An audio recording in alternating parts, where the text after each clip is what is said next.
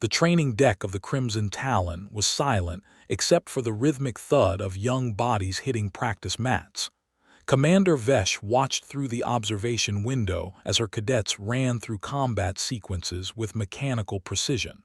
Perfect form. Zero creativity. "They're not improving," she muttered. Beside her, Lieutenant Chen took a sip of coffee, studying the 12 young Krev warriors below. Each one was barely 7 cycles old, equivalent to human preteens, yet already training 16 hours a day for their roles as tactical specialists. "Permission to speak freely, Commander." "Granted." They look exhausted, not physically, mentally, like they're going through motions rather than thinking. Vesh's cranial spines flattened. They are warriors in training. Thinking is for strategy sessions.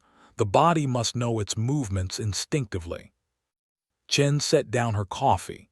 "With respect, Commander, on Earth we learned something about training young soldiers.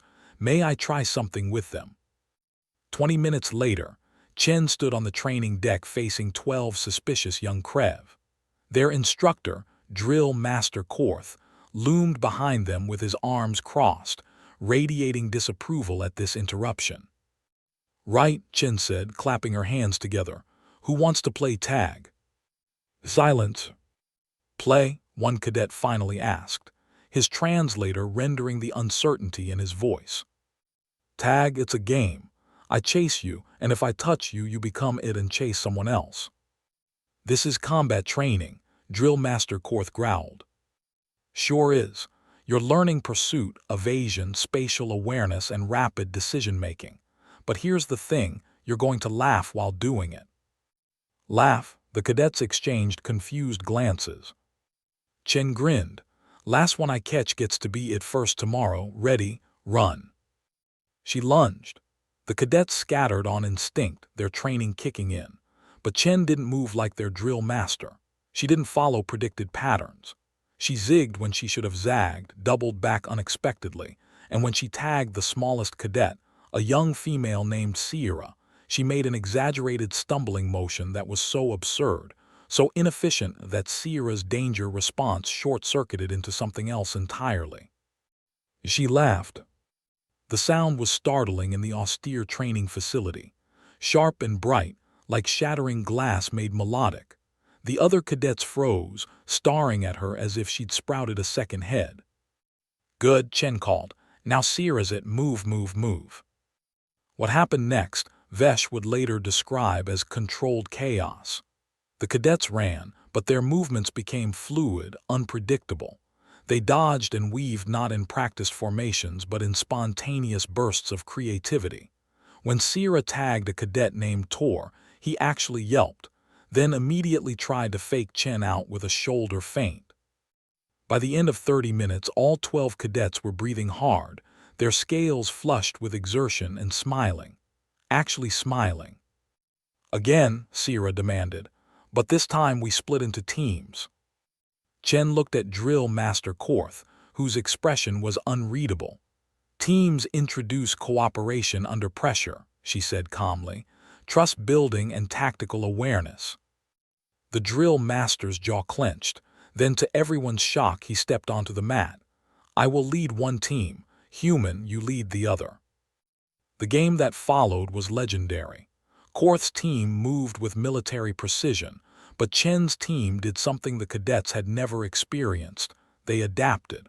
They communicated through laughter and shouts instead of formal battle cant. They invented strategies on the fly. Chen's team lost, but barely. And when Korth's cadets surrounded Sierra in the final seconds, instead of feeling defeated, she was grinning. Over the following weeks, Chen introduced more games. Red light, green light for impulse control. Capture the flag for strategic thinking. Hide and seek for patience and observation. Each one disguised training principles in something the cadets had never encountered before: joy. The changes were subtle at first. Cadets began talking during meal breaks instead of eating in rigid silence. They started helping each other rather than viewing everything as individual competition. Sierra invented a variation on tag that incorporated zero-gravity combat techniques. Then came the official combat evaluations. Commander Vesh stood beside the assessment panel as the cadets faced off against advanced training drones. These machines were programmed to challenge cadets 3 cycles older. Failure was expected. Learning was the goal. The cadets destroyed them in 4 minutes. Not through overwhelming force, through creativity, cooperation, and rapid adaptation that the drone's algorithms couldn't predict. Tor used a ricochet angle that wasn't in any manual. Sierra's team executed a pincer movement that looked suspiciously like their capture-the-flag strategy. They moved like they were playing rather than fighting, and it made them unpredictable, innovative, devastating. The assessment panel sat in stunned silence. "Explain this," the head evaluator demanded of Commander Vesh. "The human taught them to play," Vesh said simply. That evening, Chen found Commander Vesh on the observation deck. The Krev commander stood with her arms behind her back, watching stars streak past. "The evaluation board wants to implement your methods fleet-wide," Vesh said without preamble. "They're calling it adaptive combat conditioning through recreational engagement." Chen snorted. "They're calling it play." "We don't have that concept. Young Krev are trained from hatching. We believe that discipline, repetition, and rigorous structure created superior warriors." "And now?" Vesh turned to face her. "Now I understand why humans are such formidable opponents despite your physical limitations. You don't just train for war. You train for life. The joy, the creativity, the unpredictability, it makes you dangerous because you never stop adapting." Below them, through the transparent deck plating, Chen could see the cadets in the recreation area. They'd convinced Drill Master Korth to join a game of their own invention, something involving zero-gravity acrobatics and a lot of laughter. "My people have a saying," Chen said softly. "All work and no play makes Jack a dull boy. Your cadets weren't dull, they were dimming. Play reignited something in them." "The evaluation board is concerned," Vesh admitted. "They worry we're making warriors soft." Commander watched them. They both looked down as Sierra executed a barrel roll that transitioned seamlessly into a combat stance, laughing the entire time. Her movements were fluid, confident, alive. "That's not soft," Chen said. "That's resilient. That's a warrior who can think under pressure, who trusts her team, who hasn't forgotten why she's fighting, to protect something worth protecting, including joy." Commander Vesh was quiet for a long moment. Then her cranial spines lifted in what Chen had learned was the Krev equivalent of a smile. "The board asked me to formally request that you develop a training curriculum. Full certification, fleet-wide implementation. Will you accept?"